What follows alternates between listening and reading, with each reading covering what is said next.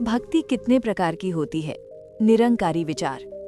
भक्ति शब्द सुनते ही मन में श्रद्धा, प्रेम, समर्पण और ईश्वर के प्रति जुड़ाव की भावना जाग उठती है। मनुष्य का जीवन केवल सांस लेने और भौतिक साधनों को जुटाने तक सीमित नहीं है। उसके भीतर एक गहरी आध्यात्मिक प्यास भी है। वही प्यास उसे भक्ति की ओर ले जाती है। जब मनुष्य संसार के सुख दुख, लाभ हानि, मान अपमान से ऊपर उठकर परम सत्ता को जानने और पाने की चाह करता है, तब उसके जीवन में भक्ति का आरंभ होता है। निरंकारी दृष्टिकोण से भक्ति का मूल उद्देश्य किसी आकार, मूर्ति या सीमित कल्पना तक सीमित नहीं है, बल्कि उस निराकार परमात्मा को जानना और अनुभव करना है जो कण कण में व्याप्त है। भक्ति का अर्थ केवल पूजा पाठ या धार्मिक अनुष्ठान नहीं, बल्कि जीवन के हर क्षण में परमात्मा की उपस्थिति को स्वीकार करना और उसी के अनुसार आचरण करना है। भक्ति का मूल अर्थ। भक्ति शब्द संस्कृत धातु भज से बना है, जिसका अर्थ है सेवा करना, प्रेम करना, जुड़ना। जब मनुष्य अपने अहंकार को छोड़कर प्रेम और समर्पण के साथ परमात्मा से जुड़ता है, वही भक्ति है। भक्ति केवल बाहरी क्रिया नहीं, बल्कि अंतर्मन की अवस्था है। ये हृदय की भावना है जिसमें स्वार्थ कम होता जाता है और समर्पण बढ़ता जाता है। निरंकारी विचारधारा में कहा जाता है कि भक्ति तभी सच्ची है जब उसमें ज्ञान का प्रकाश हो। केवल रीति रिवाज निभाना भक्ति नहीं है। जब तक मन में परमात्मा की सच्ची पहचान नहीं होती, तब तक भक्ति अधूरी रहती है। जैसे अंधेरे में चलने वाला व्यक्ति दिशा खो देता है, वैसे ही ज्ञान के बिना की गई भक्ति भटकाव पैदा कर सकती है। भक्ति के मुख्य प्रकार। शास्त्रों और संतों ने भक्ति को अनेक प्रकारों में विभाजित किया है, परंतु मूल रूप से इसे 3 प्रमुख श्रेणियों में समझा जा सकता है: सात्विक भक्ति, राजसिक भक्ति, तामसिक भक्ति। सात्विक भक्ति वो है जिसमें मन शुद्ध, भाव निष्कपट और उद्देश्य निस्वार्थ होता है। इसमें भक्त परमात्मा से कुछ नहीं मांगता, बल्कि केवल प्रेम करता है। उसका लक्ष्य केवल ईश्वर की प्राप्ति और आत्मिक शांति होता है। ऐसी भक्ति में दिखावा नहीं होता। व्यक्ति समाज को दिखाने के लिए नहीं, बल्कि अपने भीतर की तड़प के कारण प्रभु का स्मरण करता है। वो सेवा करता है, पर बदले में सम्मान या प्रसिद्धि की इच्छा नहीं रखता। निरंकारी दृष्टिकोण से सात्विक भक्ति वही है जिसमें मनुष्य निराकार परमात्मा को जानकर, उसे सर्वत्र अनुभव कर, हर प्राणी में उसी का रूप देखकर प्रेम और सेवा करता है। ये भक्ति मनुष्य को विनम्र बनाती है और उसके जीवन में करुणा, दया और सहनशीलता लाती है। राजसिक भक्ति वो है जिसमें भक्ति के पीछे कोई न कोई स्वार्थ छिपा होता है। व्यक्ति पूजा पाठ तो करता है, पर उसका उद्देश्य धन, पद, सफलता या सांसारिक लाभ पाना होता है। जब तक मनोकामना पूरी होती रहती है, तब तक भक्ति चलती रहती है, परंतु यदि इच्छा पूरी न हो तो मन में निराशा या शिकायत आ जाती है।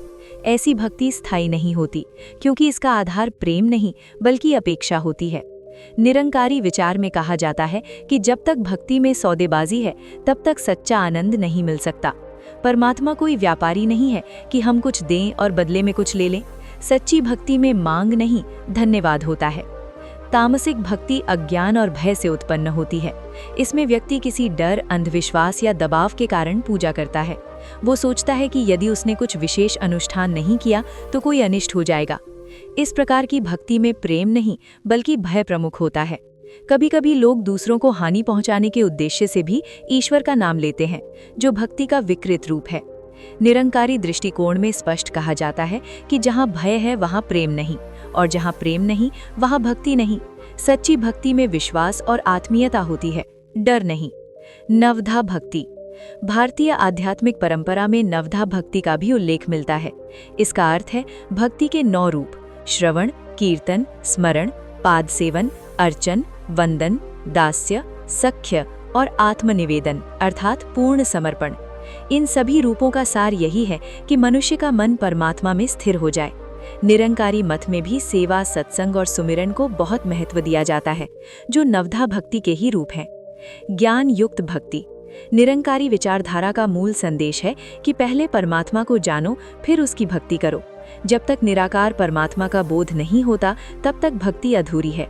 ज्ञान का अर्थ केवल पुस्तक पढ़ना नहीं, बल्कि सद्गुरु की कृपा से उस निराकार सत्ता का अनुभव करना है। जब मनुष्य जान लेता है कि परमात्मा कहीं दूर नहीं, बल्कि उसके भीतर और बाहर हर जगह है, तब उसकी भक्ति स्वतः सच्ची और सहज हो जाती है। ऐसी भक्ति में दिखावा नहीं बल्कि सरलता होती है। व्यक्ति मंदिर, मस्जिद या किसी स्थान विशेष तक सीमित नहीं रहता। वो हर क्षण प्रभु को याद करता है और अपने व्यवहार को पवित्र रखता है। भक्ति और सेवा। निरंकारी मिशन में सेवा को भक्ति का अनिवार्य अंग माना जाता है। केवल नाम जपना पर्याप्त नहीं, यदि मन में करुणा नहीं और व्यवहार में प्रेम नहीं तो भक्ति अधूरी है। जब कोई व्यक्ति निस्वार्थ भाव से दूसरों की सहायता करता है, दुखियों को सांत्वना देता है और समाज में सद्भाव फैलाता है, तब वो सच्ची भक्ति कर रहा होता है। सेवा से अहंकार गलता है और हृदय में विनम्रता आती है। भक्ति और समर्पण। भक्ति का सर्वोच्च रूप आत्मनिवेदन है, अर्थात अपने अहंकार, अपनी इच्छाओं और अपने निर्णयों को परमात्मा की इच्छा में समर्पित कर देना। समर्पण का अर्थ ये नहीं कि मनुष्य कर्म करना छोड़ दे, बल्कि ये कि वो हर कर्म को प्रभु की रजा मानकर करे। जब सुख मिले तो धन्यवाद दे और जब दुख मिले तो उसे भी प्रभु की शिक्षा समझकर स्वीकार करे। सच्ची भक्ति की पहचान। सच्ची भक्ति की पहचान ये है कि वो मनुष्य के स्वभाव को बदल देती है। यदि भक्ति के बाद भी मन में क्रोध, ईर्ष्या, द्वेष और अहंकार वैसा ही बना रहे तो समझना चाहिए कि भक्ति केवल बाहरी रही है। जब भक्ति हृदय तक पहुंचती है तो व्यवहार में मिठास आती है। व्यक्ति दूसरों की आलोचना कम और स्वयं का सुधार अधिक करता है। वो किसी से बैर नहीं रखता और सबको एक ही परमात्मा की संतान मानता है। निष्कर्ष।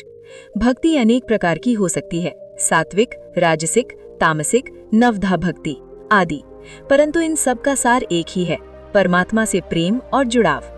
निरंकारी विचारधारा हमें सिखाती है कि भक्ति केवल क्रिया नहीं बल्कि जीवन की शैली है। जब मनुष्य निराकार परमात्मा को जानकर उसके प्रति प्रेम और कृतज्ञता से भरकर जीवन जीता है, तभी उसकी भक्ति पूर्ण होती है। सच्ची भक्ति वो है जिसमें मांग कम और धन्यवाद अधिक हो, दिखावा कम और विनम्रता अधिक हो, भय कम और प्रेम अधिक हो। जब मन में ये भाव जाग उठता है कि परमात्मा हर जगह है और मैं उसी का अंश हूँ, तब जीवन का हर क्षण भक्ति बन जाता है। यही निरंकारी संदेश है। परमात्मा को जानो, प्रेम करो और उसके प्रकाश में मानवता की सेवा करते हुए जीवन को सार्थक बनाओ।